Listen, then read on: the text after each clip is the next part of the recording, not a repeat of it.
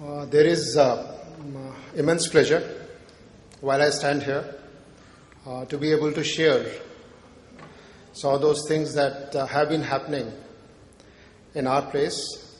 Lupin, that is the name of the company.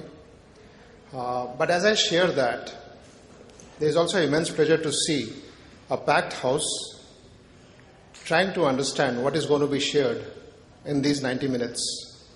While we are discussing and preparing ourselves in terms of coordinating for this session, we are wondering what are the parameters on which the audience is going to choose between one track and the other.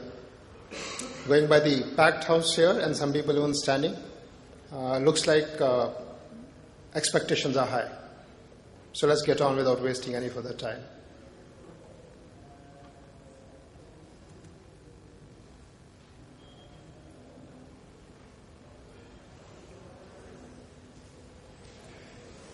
Business case for learning, as the topic suggests, and measuring learning impact. And there is a whole lot of discussion that has happened over the years on measuring ROI of learning, creating impact, striking the right balance between impact and visibility. Ladies and gentlemen, the effort here, the attempt here is most humbly to cut the jargon and look at the ground and the change happening there at the ground level. Lighthouse learning, and that's what we're actually talking about. If it is a business case, there has to be earning out of the learning that we are talking about. Otherwise, we're all great intellectual effort makers. If you Google on this subject, business impact of learning, this is the slide that will emerge. So I will not spend much time on this slide because you can look it up there on the Google as well.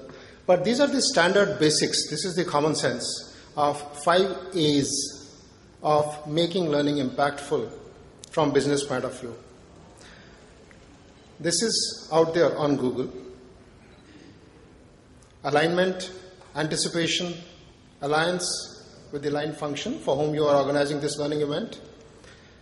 Application, transferring learning to workplace, and finally holding accountable the people who are supposed to be actually bringing about change for themselves. So alignment, anticipation, alliance, application, accountability, whichever words you might like to use alternately, but that is the essence. This is what Google will offer you to start with. Let's just see what about all this in Lupin. I've been with Lupin for 6 years. I joined them from IBM. And 6 years, one has been driving initiatives at the ground level to try and impact the way people are doing their work. There are some fantastic bunch of people working there. That's how the company is doing the way it is doing. Whether you look at stock markets, you look at the industry-wise performance, or you look at across industries performance, there have been a lot of good things happening, and thanks to people that have been doing that good thing. So how do you add that delta from that good to make it towards great? Is what the idea is. So we identified 3 key business impact areas as we got on with this journey. And this journey is, of course, just starting.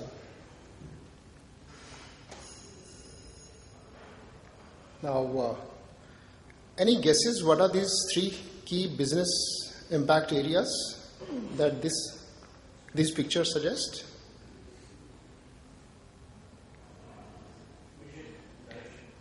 Vision, direction, okay. Road ahead. Long journey. All right. Interestingly, pretty much good, thoughtful inputs.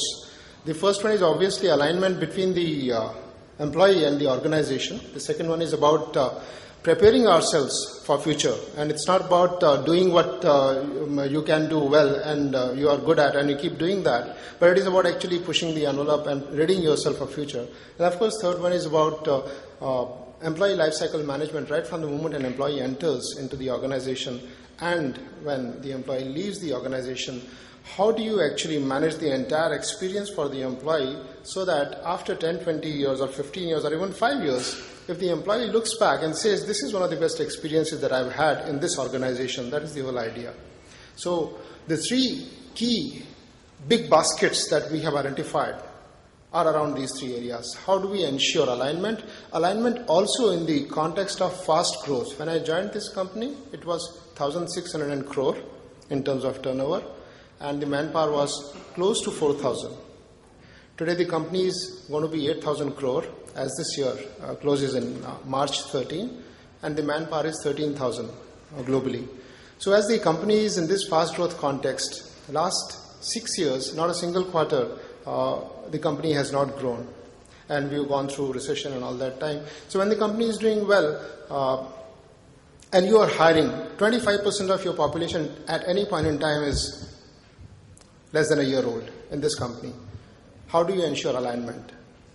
Alignment coming in from there, that is the significance why we had alignment as one of the key impact areas. And next one, the whole idea about wanting to not feel complacent about what we have done and really wanting to identify a future for ourselves and start road mapping towards that future. And what is all that we need to question? What is all that we need to actually go beyond with and start exploring for us to take further? So when I had not joined the company in 2005, the company had decided for itself, at that time it was less than a third of $1 billion, decided that in next 4 years we would be $1 billion. Decided in the sense that they had worked out a plan. And 4 years it took them to be $1 billion, close to $1 billion, not exactly $1 billion. But then again it was decided to be a $3 billion by March 15 or so. So, having said it and then done it, that kind of thing. And therefore it requires some amount of preparing yourself for future. And it's not once, it's again and again that one needs to be getting into this habit of setting out a future for oneself and then going all out to achieve that. Future readiness in that context, ladies and gentlemen.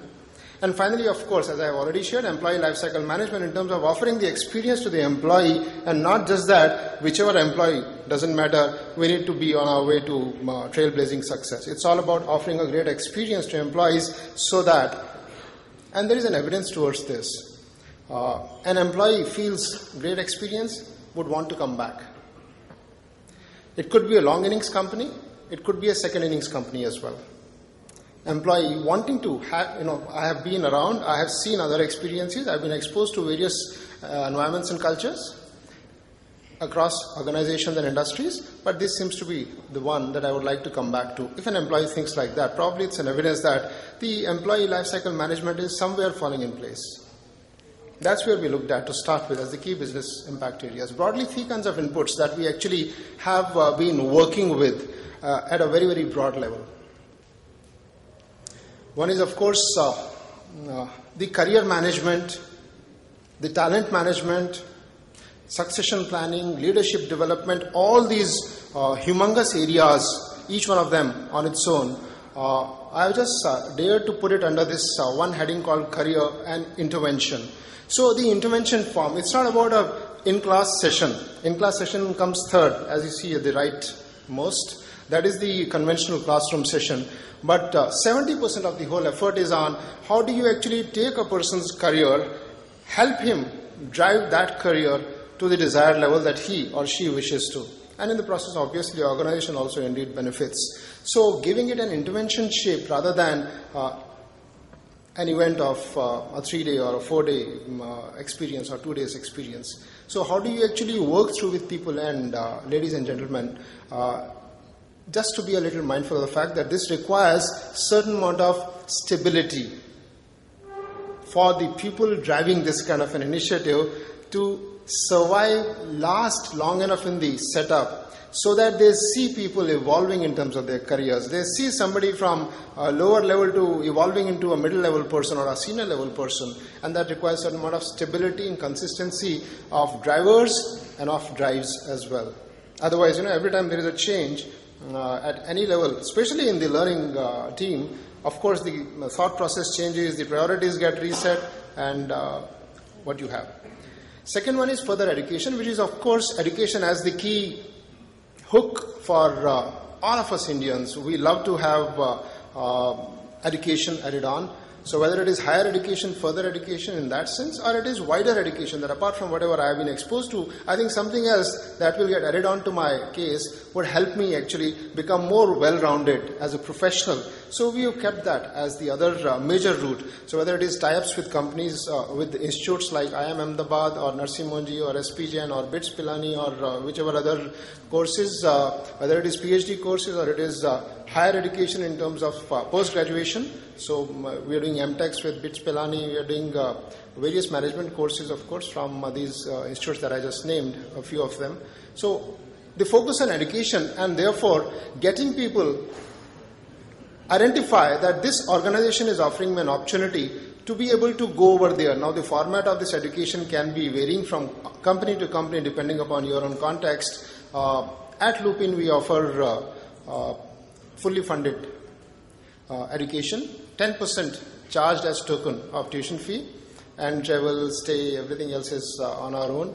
And mostly this education is the physical form, so once in a quarter or once alternate month, whichever way the structure has been created, people come over and they complete their postgraduate degree from BITS Pilani or the MBA from Narsi Monji or so on and so forth.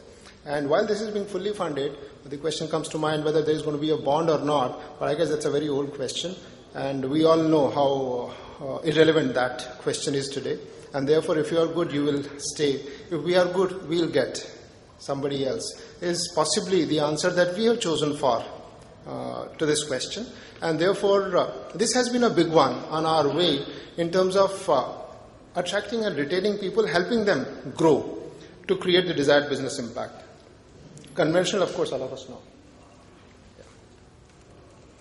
Now, this is a very, very basic ground level small step that we take. When anybody is being put up for a particular initiative or any input, the supervisor of that employee tells him as pre-work the reason why this person has been identified for this input and what is the expectation out of this person post this input.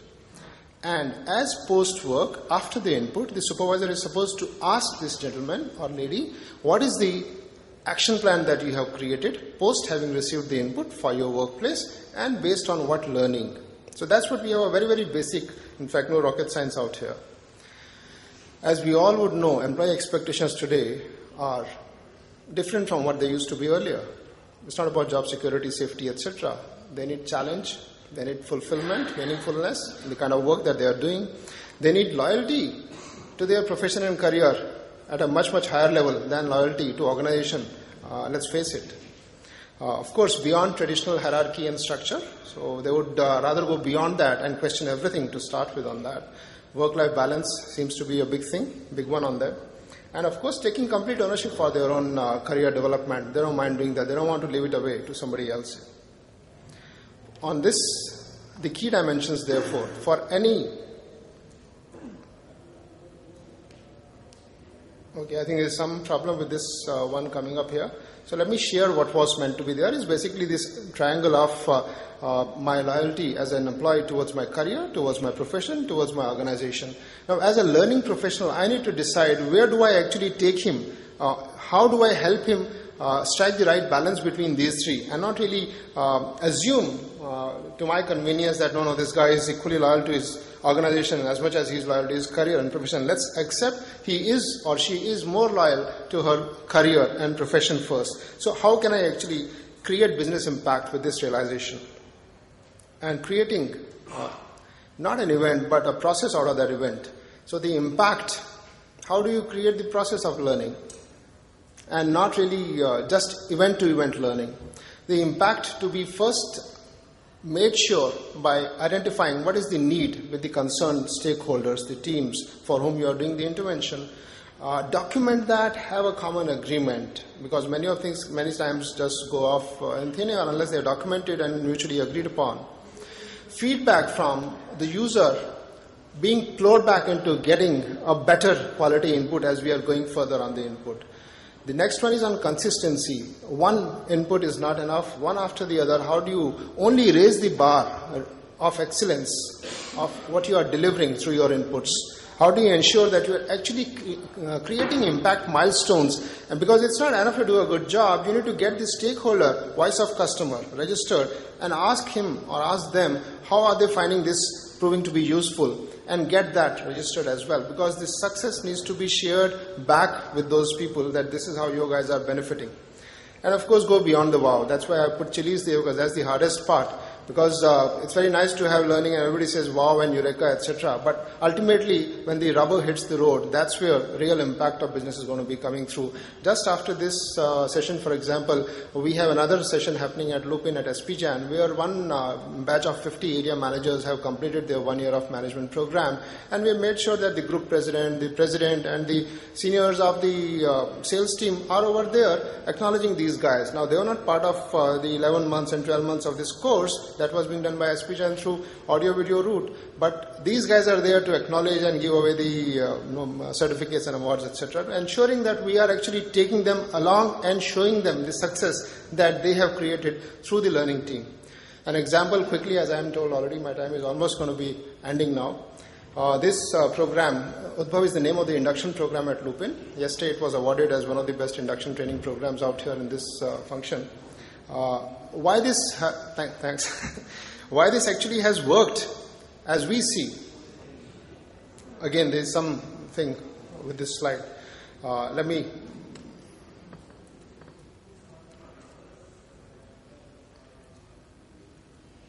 Some problem. Why this Udbhav seems to have worked for us? It started like any other induction program in any company, and all of us are experienced here to know that it starts with, okay, let's arrest early life attrition. We also started this induction program called Udbhav with that. But very soon, this induction program became useful, impactful enough to have evolved into many other additional benefits. So early life attrition having been arrested has been taken care of. It was earlier 29%, now it is 19% in first year of employees joining in. So that has been addressed, but beyond that, faster productivity has been reported back by the line managers, supervisors. Not only faster productivity, these people actually have been referring others, their friends and whoever, over for this company now, for the kind of experience they've had based on that experience. So employer branding has improved. It's faster productivity, it's employer branding. These employees are seen to be happier and more aligned with the organization. I wish that slide was there. Happier and more aligned is something that is immeasurable. It will come to our mind, but the whole art is, of course, in measuring the immeasurable itself. And we know it's not all that difficult, provided we are clear with our focus on what we need to measure. So the supervisors have been reporting back that these new joinees are much more aligned than what we had until this Udbhav program had started. So the business impact just being evidenced over here. Final slide, striving indicators. Okay, again this slide is ditching me. Technology. There are striving indicators of business getting impacted by learning, not by the learning person standing up and claiming that, but by these things. For example, number one, if the programs we are doing in the organization from learning team's point of view, if the programs we are doing are more on demand than central programs. So that's one evidence. If the number of programs that are happening on demand, which means the teams are approaching you and asking you for programs, and that means they have trust. They find you credible enough in terms of adding value. So are your programs on demand increasing more than the central programs that you're driving as part of your thrust? Is your second line leadership actually gaining strength across levels in the pipelines? Now that's an evidence of that your leadership development has been taking the right direction. Now these are a couple of striving indicators of how I feel my learning effort has been bringing impact at the business level in the organization. With these, this is what we've been talking about. This is the final one. I thank you very much for patient listening. Thank you.